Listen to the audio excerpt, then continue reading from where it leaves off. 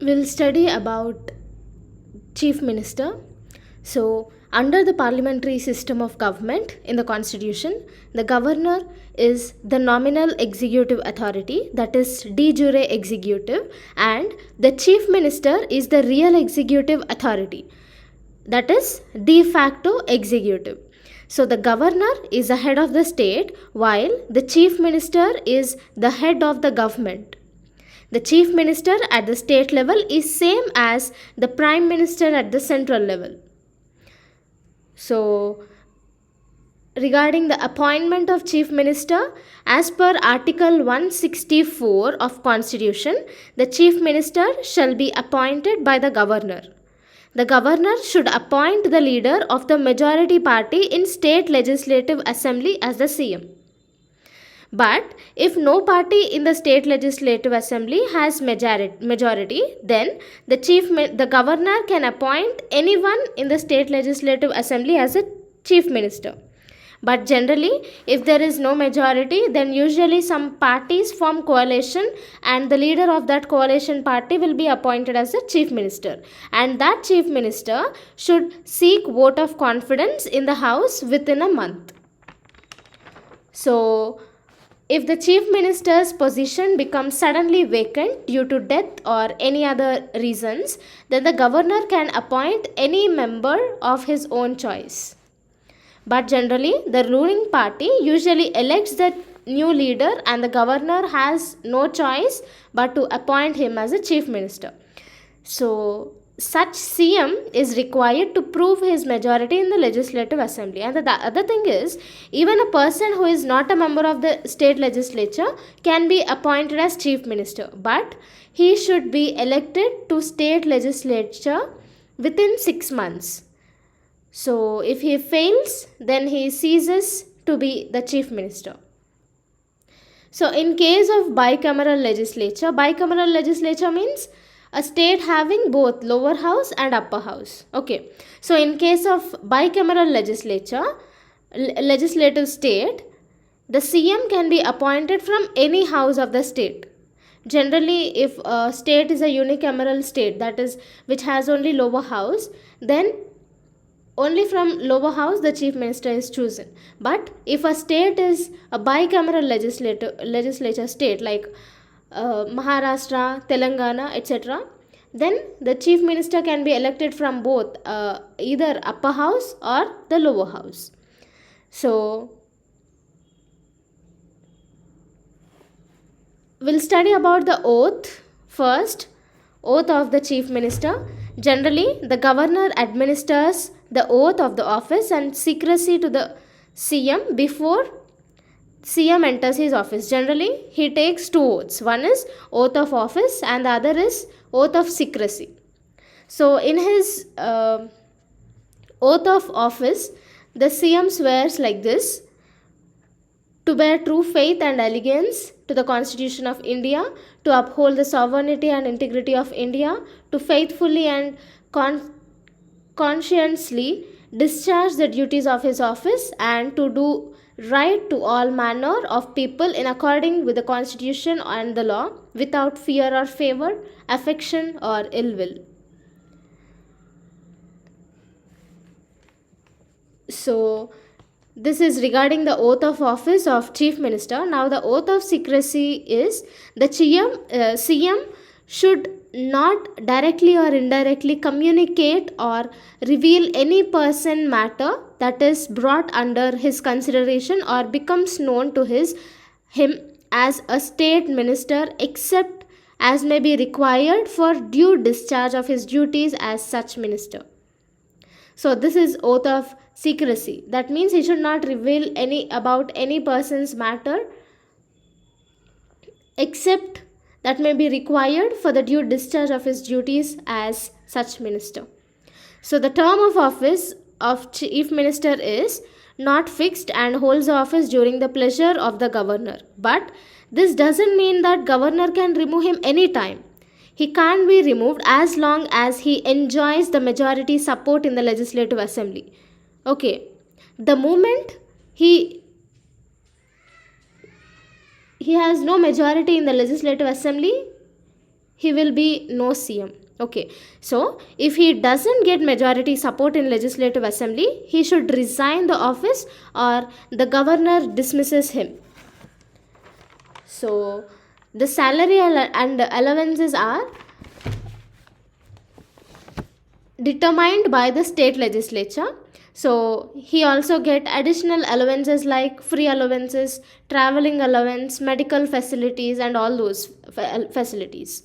So regarding the powers and functions of the chief minister, the powers of the chief minister are related with council of ministers, governor, state legislature, and other areas. Okay, so we will study about them in detail. First is the powers of chief minister in relation with council of ministers is, see, the governor appoints the other ministers on the recommendation of CM only. And next is he has the power to allocate and reshuffle the portfolios among ministers. Here portfolios means different ministries. Okay, he only allocates.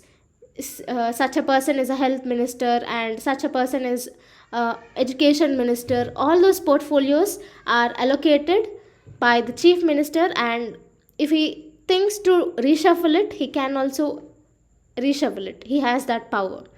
So he allocates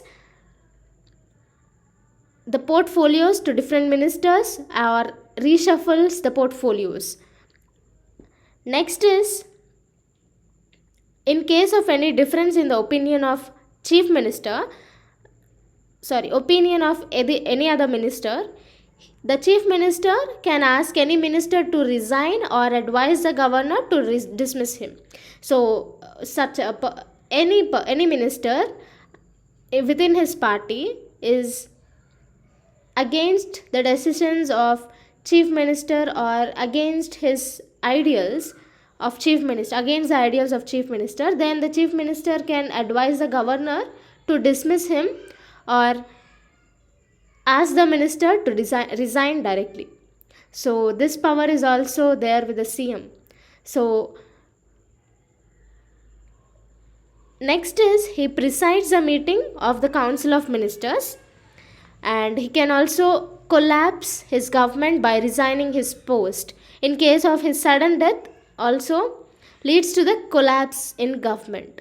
Okay, if the chief minister is dead, the government can be collapsed, or if he resigns wantedly, then his council of ministers should also resign, or his party in the government collapses. So even this power is also mentioned in the constitution. And the other thing is, he guides, directs, controls, and coordinates the activities of all ministers. So these are the powers of the chief minister in relation with council of ministers. Now let us look into the powers in relation with the governor. So it is the duty of the chief minister to be the medium of communication with the governor on behalf of council of ministers. Okay, so if the governor asks to furnish the details regarding administrative affairs of the state and state legislation, the chief minister should provide details on those issues.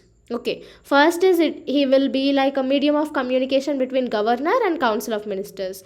And the second is, if the governor asks to furnish any details regarding the state administrative affairs, he should provide the details on those issues.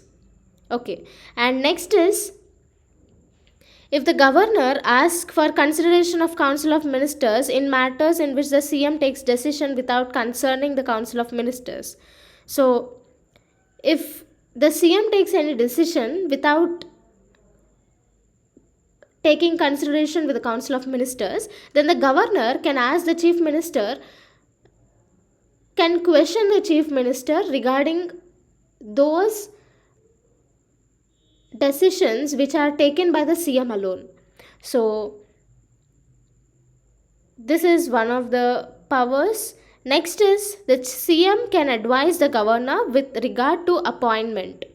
Okay, he can advise the governor with regard to appointment of important officials like advocate general, chairman and members of public sector commission, state election commission, etc. Okay, so the governor takes advice from the chief minister in the appointment of important officials like advocate general. Who is advocate general? Advocate general is the highest law officer of the state, and the chairman and members of the state public service commission, and the next is state election commissioner, and so on. So the governor appoints these members on the advice of the chief minister. So next, the powers of chief minister in relation to state legislature. So he advises the governor with regard to summoning and proroguing of the sessions of state legislature. Now here, summoning means it is actually the process of calling all the members of assembly to meet.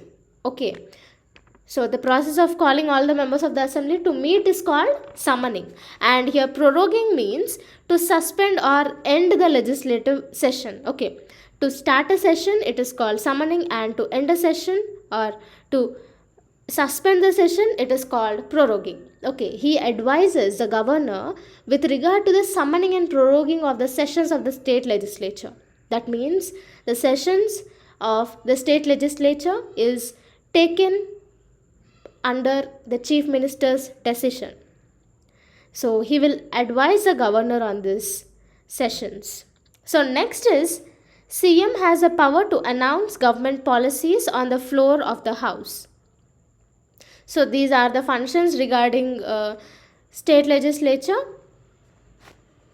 Next is the other powers and functions are, see, the chief minister is actually the chairman of the state planning commission. The chief minister acts as a vice chairman of concerned zonal council by rotation. Okay, zonal council means we have generally 5 zonal councils: east, west, north, south and central. So on rotation process, for a period of 1 year, every time on rotation CMs will be changed. So he will the chief minister has a power to act as the vice chairman of the concerned zonal council. So the time period of this is 1 year. Next is he is a member of he is also the member of interstate council and national development council, which are headed by prime minister. That means at national level also, that means in the interstate council and the governing councils of Niti Aayog, he will be the member, and these councils are headed by the prime minister. So he can address problems directly and showcase the developmental projects of the state in such councils, right? So next is he is the chief spokesman of state government. He is the crisis manager in chief at political level during emergencies, and he also acts as a leader of the state. He meets various sections of the people and receives memoranda from them regarding their problems and so on. And the other power is he is the political head of the services. So these are the other functions and powers of the chief minister.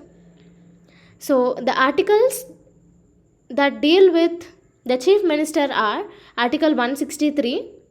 It states that there shall be a council of ministers with chief minister as a head to aid and advise the governor on exercise of his functions, except insofar as he is required to exercise his functions or any of them in his discretion.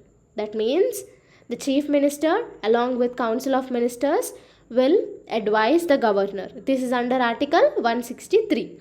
And coming to the Article 164, the chief minister shall be appointed by governor and other ministers shall be appointed by governor on the advice of chief minister. Next is the ministers shall hold office during the pleasure of governor. And the third one is the council of ministers shall be collectively responsible to legislative assembly of the state. So on the advice of chief minister, the council of ministers are appointed, and the chief minister is appointed by the governor. And the other thing is,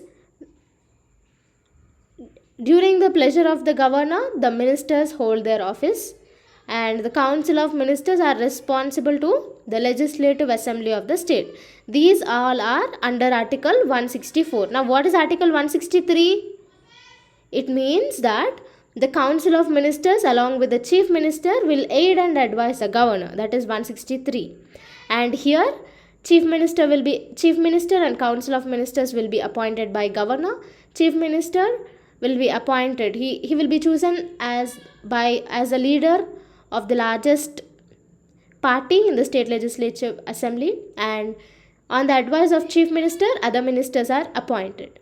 Next is he holds office during the pleasure of governor. And the next is the Council of Ministers are responsible to legislative assembly of the state. These are under Article 164. Now coming to the Article 167, it states the duties of the Chief Minister. Okay.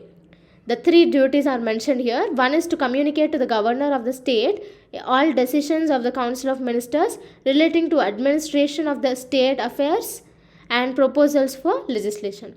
That means he acts as a medium between Council of Ministers and governor. Next is to furnish such information relating to the administration of the affairs of the state and proposals for legislation as the governor may call. So whatever the governor needs regarding the details or information regarding the administration, he will furnish all those details. So next is the governor so requires to submit for the consideration of Council of Ministers any matter on which the decision has been taken by a minister but which has not been considered by the council. So whatever the decision which is taken by the Chief Minister but is not considered by the council, then the governor, if governor wants such decision in detail, why has taken such decision without consulting the Council of Ministers, then the CM should go and submit all those necessary information regarding that decision. So these all are under Article 167. Is it clear, guys? In short, 163 article is regarding to the Council of Ministers to aid and advise governor. 164 is other provisions as to ministers. 166 is conduct of business of the government of state. 167 is duties of Chief Minister as respects the furnishing of information to governor, etc. And 177 is rights of ministers as respect to the houses.